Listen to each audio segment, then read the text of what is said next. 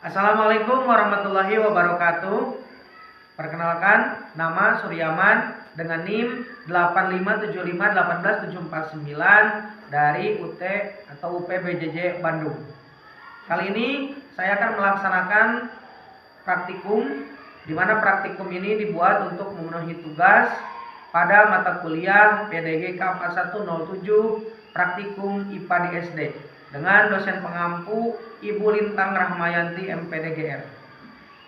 Adapun tujuan dari praktikum yang saya akan laksanakan yaitu untuk menyebutkan atau mengidentifikasi struktur sistem pencernaan pada manusia. Alat dan bahan yang saya pergunakan pada praktikum kali ini, yang pertama saya menyediakan file PowerPoint yang saya akan tampilkan, kemudian ada infocus, kemudian ada spidol, ada penghapus, kemudian ada contoh pada manusia ya, seperti ini. Untuk itu mari kita awali praktikum kali ini.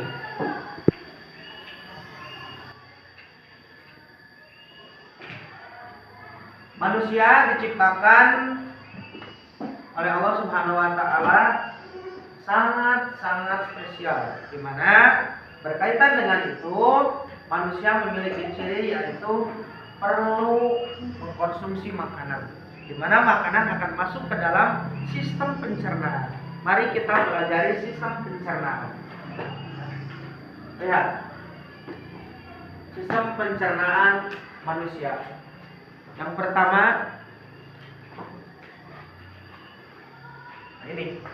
ini adalah rongga mulut. Pertama-tama makanan akan masuk ke dalam rongga mulut. Kemudian di dalam rongga mulut ini terdapat gerakan secara mekanik dan secara kimiawi. Apa itu mekaniknya? Mekaniknya itu adalah gerakan yang dibantu oleh ini. Ada gigi membantu untuk memotong, mengoyak, mengunyah makanan. Kemudian ada juga lidah, ya. Ada juga lidah membantu memposisikan makanan, kemudian mendorong, ya. Itu adalah gerakan mekanis. Kemudian ada gerakan Ada secara kimiawi, di mana secara kimiawi itu menggunakan kelenjar ludah. Jadi ketika makanan dikunyah di dalam rongga mulut, makanan akan hancur, kemudian akan mudah untuk ditelan. Ya. Untuk dalam ini di sini ya, rongga mulut.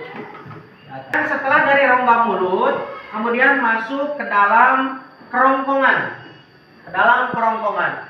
Kerongkongan adalah saluran yang berbentuk pipa di sini, ya, berbentuk pipa seperti paralon, ya.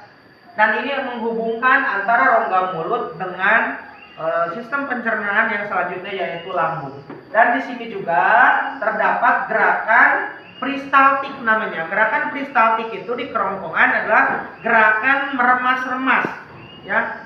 Jadi si kerongkongan itu bergerak secara lembut membantu menghancurkan makanan. Dan disinilah terjadinya gerak peristaltik itu di kerongkongan. Jadi yang kedua adalah kerongkongan. Kalau di sini, ini masuk sini, ini mulut, kemudian masuk sini, ini kerongkongan. Ya. Makanan masuk dari mulut, kemudian ke kerongkongan. Nah, kemudian masuk ke lambung.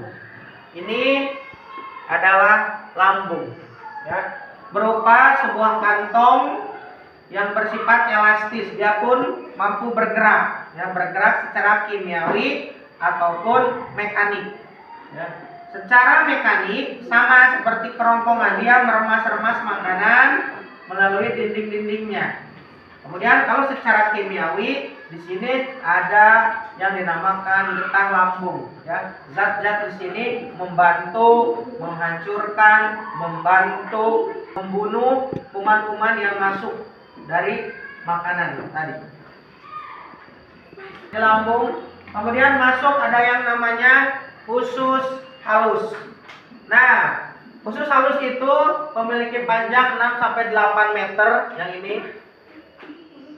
Ya. Ini usus halus, di mana usus halus itu terbagi menjadi 3, yaitu ada usus 12 jari, kemudian ada usus kosong, kemudian juga ada usus untuk penyerapan. Nah, di sini makanan yang sudah tadi dihancurkan, kemudian dilanjutkan ke usus ini, usus 12 jari ini mampu diuraikan kembali, ya, dan dibantu sehingga nanti berujung kepada usus untuk penyerapan di sini.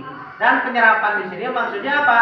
Semua nutrisi dari makanan akan diserap dan disalurkan melalui peredaran darah ke tubuh manusia. Nah, itu.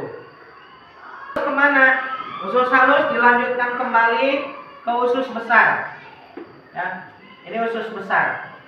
Untuk apa usus besar? Nah, di sini untuk mengatur kadar air pada sisa makanan yang tadi. Setelahnya sari-sari makanan diambil, di sini pun pasti ada yang tersisa. Nah, ini diserap kembali di usus besar. Kemudian apa? Nah, di sini ada pembusukan, di mana bahan makanan yang tadi atau makanan yang telah dicerna dibantu oleh bakteri dan terjadi pembusukan, sehingga apa? Nanti makanan ataupun sisa makanan yang tidak berfungsi atau sudah menjadi sampah akan dilanjutkan ke bagian yang selanjutnya, yaitu nah ini ada rektum.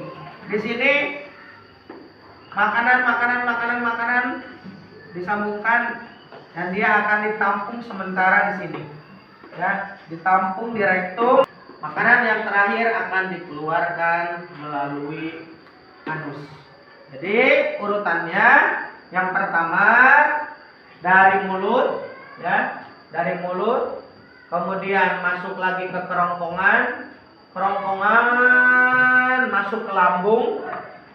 Kemudian dari lambung masuk ke usus halus, dari usus halus masuk ke usus besar, dari usus besar nanti akan dikeluarkan melalui dari rektum melalui anus, ya. Jadi itulah yang dapat saya sampaikan, kurang lebihnya mohon maaf. Untuk praktikum IPA kali ini membahas tentang sistem pencernaan, semoga bermanfaat. Assalamualaikum warahmatullahi wabarakatuh.